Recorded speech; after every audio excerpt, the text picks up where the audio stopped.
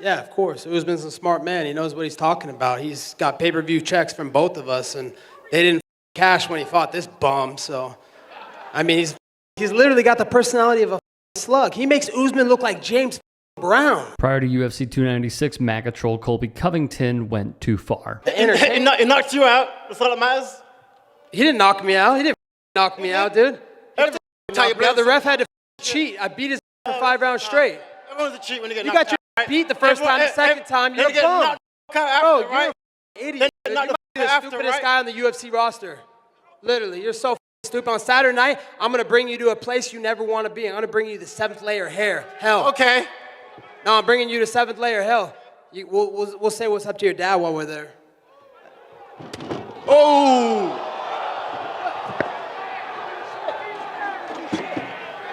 Covington invoked Edwards' dead father. If there were any new lows to hit, Colby accomplished just that. If unfamiliar with Edwards' story, buckle up. Reflecting on his birthplace, Jamaica, he'd say, my house was a wooden shack with a zinc roof and just one room. My mom, me, and my brother would sleep in one bed. When my dad came home, it was 4 in the bed, but I was still very happy because that's how everyone lived in our neighborhood, and actually we were better off than most. As told to ESPN's Mark Raimondi, Edwards said, why was I the one who made it off the streets of Kingston, Jamaica, who escaped the killing, the drugs, and the poverty when so many others didn't? He'd go on to say, I realized as I got a bit older why I was the first kid in my neighborhood to have a remote control car and a bike. My father was involved in, let's say, questionable activities. Everyone would show him respect. I knew he was important in the community. I knew what he did. Everyone knew what he did. Kingston was crazy. It was filled with crime and gangs. The road you lived on was your lane. That's your area, and you can't go anywhere else. You're constantly beefing with people down the road from you. At night, you couldn't go down those other roads. Everyone is broke, but they're still warring over territory. It's probably the poverty and hunger that does it to men. It's mad. He'd reflect on how he changed his mindset through life's experiences. At the time, my goal in life was to be like my dad, the biggest gangster. Now I look at my own son who was 10, and I couldn't imagine him living my life. But I have a normal mentality now. Back then, you grew up with dying, and I can see now how the mental health of the community was damaged. He and his family would move to the UK, Birmingham to be specific, and he was mocked repeatedly for his accent. He describes his neighborhood in Birmingham as a constant gang war. There was the Johnson crew and the Burger Bar boys. They were rivals, and violence constantly broke out between them. I fell in with the younger kids. I didn't plan to get into a gang. It's just what you did. It was a means of survival. Then, tragedy struck the Edwards family. From The Guardian, the loneliness deepened when, age 13, Edwards lost his father after he was murdered in a London nightclub. We were still in Aston, and my mom got the phone call and started crying. I was in the next room, so I heard her crying and thought, it can't be good news. Go to sleep. But she kept crying, and then she walked into my room and came out with the bad news. I couldn't believe it, and then, I started crying too. Losing your dad to murder makes it worse.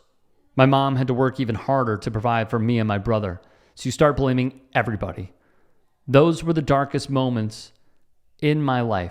He would tell the tale of how this pushed him further into gang life.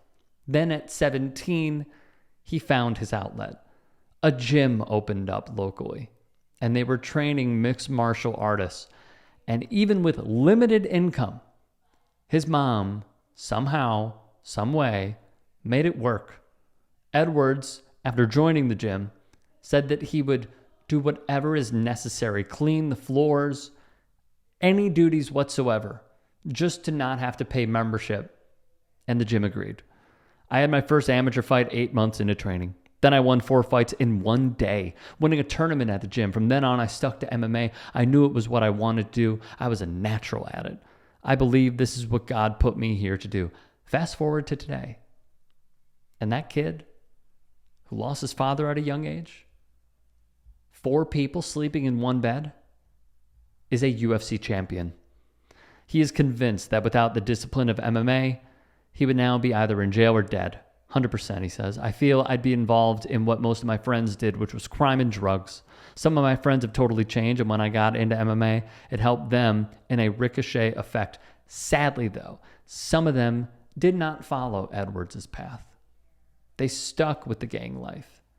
And he even spoke to a few outlets about how he has lost friends in the most gruesome ways because of this life.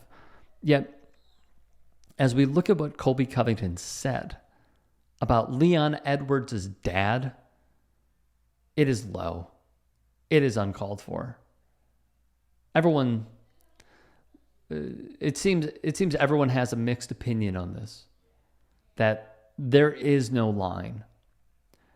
Well, if you are in that camp, let me just give you a few examples on why that is false. Bilal Muhammad tweeted in the aftermath, "That's why I've been saying Masvidal was right in giving this bozo brain damage and a chipped tooth." Martin Vittori wrote, "What a piece of blank. That's why you got to bottle the blank in the back of his head. He doesn't deserve a fair fight." A fair fight, excuse me. Jack Shore added, "No defending Colby here. Scumbag move. Rocky by KO." Rocky was Leon Edwards' nickname when he was growing up. Even Rampage, a man known for his trash talking, said Colby Covington did indeed cross the line.